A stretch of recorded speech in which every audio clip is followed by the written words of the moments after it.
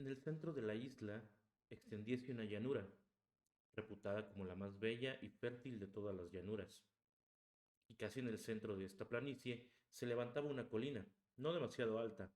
Alrededor de la colina, como medas de cano, aparecían dos anillos de tierra, rodeados de tres anillos de mar. En el centro de la colina estaba situado un santuario consagrado a Poseidón y a Cleito. Rodeaba el templo un muro de oro que estaba vedado traspasar. Otro templo, dedicado solo a Poseidón, estaba hecho enteramente de plata excepto las estatuas, que eran de oro. Dos fuentes, una cálida y otra fría, proveían a la isla de ilimitadas cantidades de agua. Junto a ellas se habían construido cálidas termas destinadas a los reyes y a los plebeyos, a las mujeres y a los caballos. En los anillos exteriores de tierra se sentaban los astilleros y los puertos, rodeados por un muro de edificios de casas.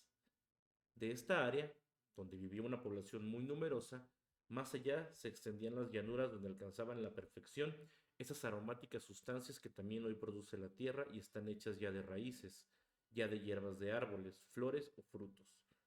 Todo esto producía en abundancia aquella isla santificada cuando aún estaba bajo el sol. Así describía Platón al Atlántida.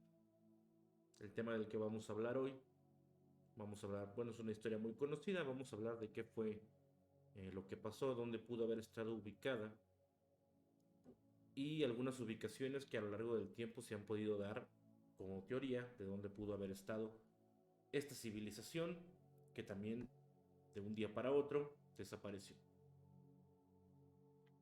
En una tierra bendecida por una vegetación exuberante y por la existencia de valiosos yacimientos minerales, entre ellos los de plata y oro, su pueblo gozaba de un alto nivel científico y cultural. Es en el mismo reino isleño, sobre la cima de una pequeña colina, que se ataban un palacio y un templo, en torno a los cuales se extendía la grandad que medía 19 kilómetros de largo. Alrededor de la colina, un amplio, o en realidad un canal, permitía el paso de barcos de vela. Alrededor de las urbes, otras vías de agua formaban círculos concéntricos. El canal que rodeaba la ciudadela se comunicaba con el mar a través de un amplio sistema de muelles y puertos, que exportaban los valiosos productos del país a todo mundo conocido en aquel entonces. Era un país rico y célebre, tanto que a pesar de que desapareció de la faz de la tierra muchos siglos antes de la era cristiana, su nombre sigue resultando muy familiar aún en nuestros días. El nombre de este fabuloso reino y de su gran ciudad es nada más y nada menos que la Atlántida. La única descripción de la Atlántida que nos ha quedado desde la antigüedad es la que fue obra del filósofo griego Platón y data del año 347 a.C., pero bueno, ni siquiera Platón es un testigo de primera mano. El filósofo en realidad lo que hizo fue repetir los relatos que ya habían sido escritos por un viajero ateniense. Estamos hablando de Solón, quien, bueno, también a su vez repetía lo que había podido escuchar contar a los sacerdotes egipcios. La historia, narrada por Platón, indica que la Atlántida era una gran nación, pero que entró en un periodo de decadencia. Y bueno, entonces fue que el pueblo cayó en abominables formas de corrupción y se mereció un terrible castigo. Se dice que en tan solo un día y una noche, la isla entera, de 560 kilómetros de anchura, fue destruida por una catástrofe de magnitud incomparablemente mayor que todas las conocidas al día de hoy. La isla fue destrozada por una explosión volcánica a la que le siguió un maremoto que, como lo dijimos, en tan solo 24 horas desapareció la ciudad y la sepultó bajo el mar, según lo que podemos saber. Platón situaba este trágico momento de la historia en un periodo que hoy podemos fechar más o menos en el 9600 antes de la era cristiana. En cuanto a la situación geográfica de donde se encontraba la Atlántida, Platón decía que estaba más allá de las columnas de Hércules, es decir, lo que en día de hoy podríamos conocer como el estrecho de Gibraltar. Esto pues permitiría localizar la isla en un lugar del Océano Atlántico, pero esta teoría, según los geólogos, no puede o no podría ser correcta, porque en el lecho del Atlántico no existe ninguna masa terrestre susceptible de haber sido alguna vez la isla que Platón contó. Esto puede significar que Platón utilizaba datos erróneos, o significa que Platón realmente se inventó esta historia como una fábula, como un cuento eh, romántico.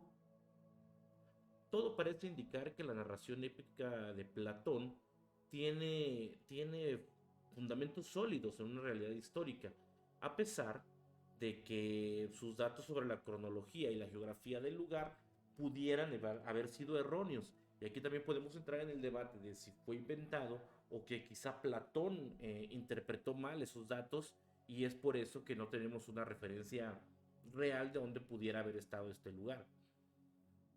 De cualquier manera, la isla perdida constituye un enigma que durante siglos ha intrigado a los hombres. A través de los años, diversas regiones han sido señaladas como el sitio en donde se desarrolló alguna vez esta civilización perdida. Algunas de ellas son el Atlántico Central.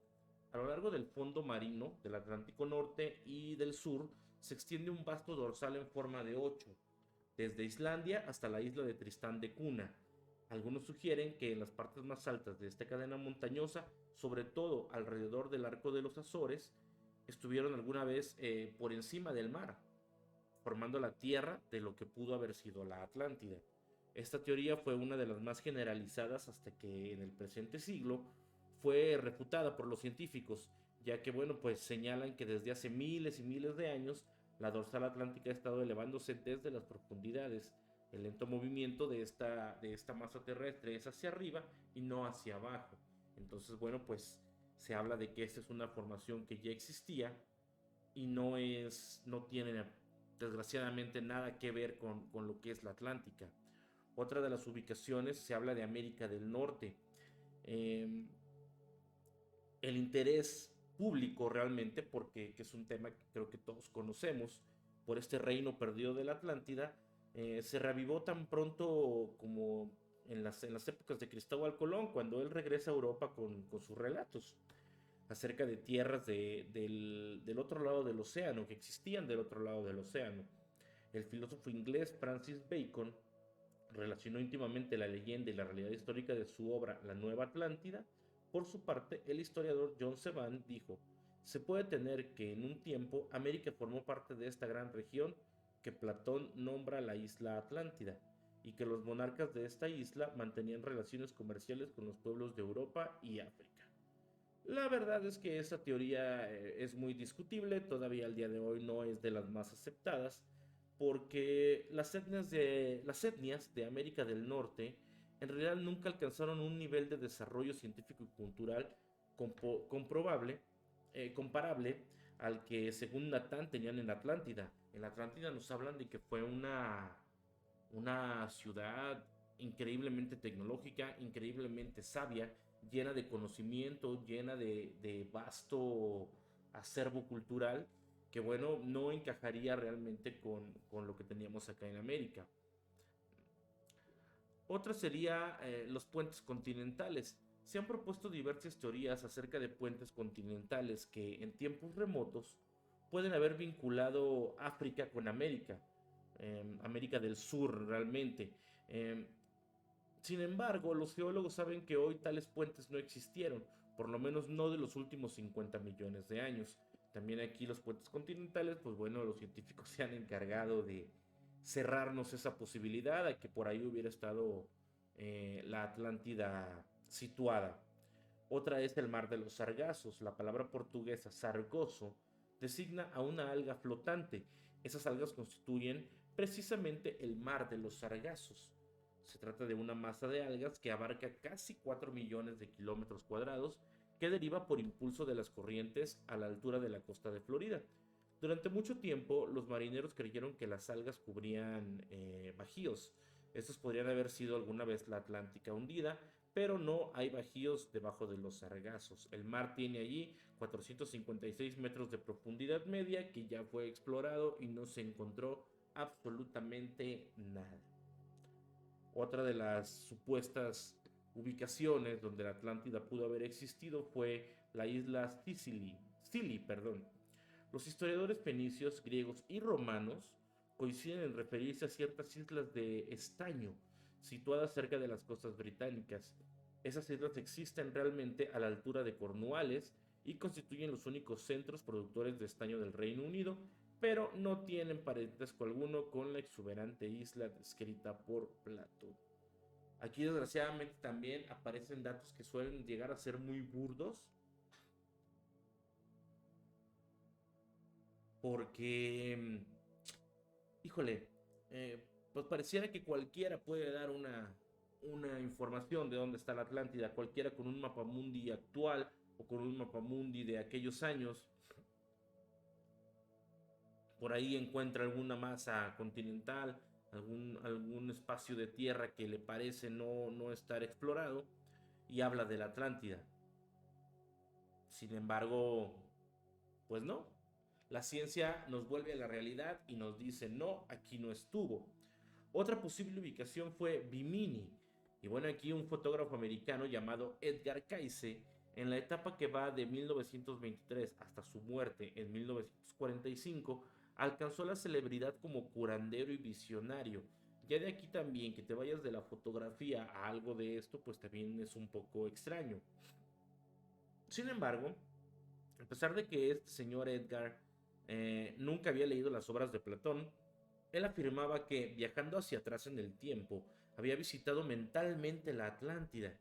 Su descripción coincidía en muchos puntos con la que el filósofo griego dejara escrita 2300 años antes. Cayce agregó que la Atlántida fue destruida por una explosión atómica, ya que sus habitantes dominaban la ciencia de lo que es la fisión nuclear. Esto parece ser un dato muy avanzado para aquella época, pero no nos sonaría tan descabellados si sabemos que la Atlántida por eso es famosa, porque se hablaba de que tenía un conocimiento vasto y muy adelantado al de todas las demás civilizaciones. El hecho, dijo el visionario, ocurrió alrededor de 10.000 años antes del fallecimiento de Cristo, una fecha bastante aproximada a la que estableciera Platón, es decir, tuvieron varias coincidencias ahí. Aquí lo importante sería, o el punto clave, sería ver si este señor Edgar Cayce de verdad desconocía los textos de Platón o simplemente pudo haberlo dicho para darle más importancia a su historia, ¿no? El vidente americano situó geográficamente la Atlántida en la isla de Bimini septentrional, pequeño integrante de las Bahamas, y pronosticó que en 1968 o 1969 podrían descubrirse algunos aspectos de los antiguos templos de la civilización perdida. Esto, por supuesto, parece una afirmación ridícula, o pareció una afirmación ridícula en su momento, pero en el año de 1968, un veterano zoólogo y experto buzo americano, el Dr. J. Manson Valentine, descubrió bajo el mar, a la altura de la costa de Bimini septentrional, una extraña estructura pétrea. Al principio, Valentine solo consiguió vislumbrarla desde el aire, pero bueno, cuando se pudieron sumergir para investigar, se encontró que esta estructura constituía al parecer un enorme puerto con malecones cerrados y muelles. El muro principal, de alrededor de 600 kilómetros de longitud, estaba construido con inmensos bloques de piedra de más de 5 metros cuadrados cada uno. Esto daba una muy buena señal o daba mucha esperanza de que estuviéramos hablando de la Atlántida. Las expediciones posteriores, y vaya que hubo muchas según lo que podemos leer, apoyaron y refutaron de manera alterna las conclusiones del Dr. Valentine. Esas conclusiones, en lo fundamental, decían que la estructura pétrea era un puerto construido por el hombre, era algo que ya, bueno, del que ya se tenía conocimiento. En 1970, el Dr. John Hall, profesor de arqueología de la Universidad de Miami, dirigió una expedición que investigó el lugar, y Hall señaló lo siguiente: estas piedras constituyen un fenómeno natural llamado erosión costera del Pleistoceno. No hemos encontrado ninguna evidencia de ninguna clase que permita pensar que ese muro es fruto de trabajo humano. Por lo tanto, lo siento por aquellos que crean en la vieja leyenda. Una nueva Atlántida ha sido desechada.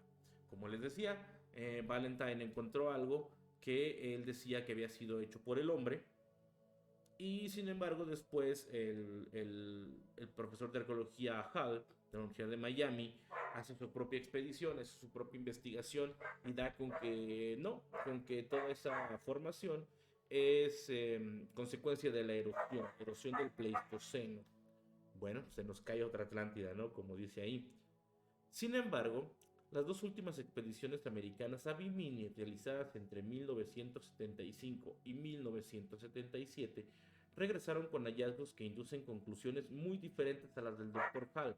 El jefe de la expedición, el Dr. David Sink, de California, sacó a la superficie un bloque pétreo, cuyos bordes han sido trabajados con punzones formando estrías. Su conclusión fue esta: pensándolo bien, citemos que la estructura de Bimini es de origen arqueológico y no geológico, es decir, si fue hecha por el hombre, no a causa de la erosión.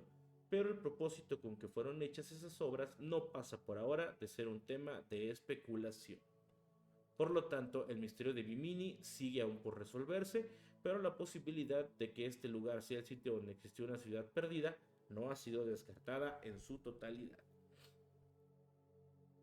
A pesar de todo, y de estos lugares donde hemos platicado que se pudo haber encontrado la Atlántida, el lugar más probable donde tal vez haya existido alguna vez está entre los numerosos sitios que se han propuesto. No, no está en el Caribe, ni siquiera está en el Atlántico. En la actualidad, muchos arqueólogos creen que Platón cometió dos errores de bulto en su descripción de la isla perdida. Es lo que platicábamos hace rato. Quizá Platón no inventó la historia, pero sí pudo haber interpretado o se pudo haber equivocado en el momento de explicar en dónde estaba. En primer lugar, es casi seguro que la Atlántida, si realmente existió alguna vez, no estuvo más allá de las columnas de Hércules, sino en el mismo Mediterráneo. En segundo término, cuando Platón afirma que el holocausto de la Atlántida se produjo 9000 años antes de Cristo, tal vez debió haber sido 900. De esta manera, la fecha de la desaparición de la Atlántida quedaría situada aproximadamente 1500 años antes de Cristo, en lugar de los 9600 que Platón citó, y más o menos en 1500 antes de la era cristiana. El Mediterráneo fue escenario de uno de los más espantosos cataclismos de la antigüedad. Los arqueólogos saben hoy que la civilización de la Atlántida, tal como la describe Platón, es muy similar a la desarrolladísima cultura minónica, que floreció durante la Edad de Bronce. Aquí cabe aclarar, no es minoica, es minoica. La cultura minoica que floreció durante la Edad de Bronce hasta el siglo XV a.C. en las islas del mar Egeo. La cultura minoica desapareció bruscamente alrededor del año 1470 a.C. y hasta ahora nadie ha podido explicar el porqué de su desaparición. Sin embargo, hoy sabemos que alrededor de esa fecha, el centro de isla de Minos de Caliste, que actualmente se conoce como la isla de Santorini y está a la mitad del camino entre Creta y Grecia continental, estalló por obra de una erupción volcánica de incalculable poder destructivo.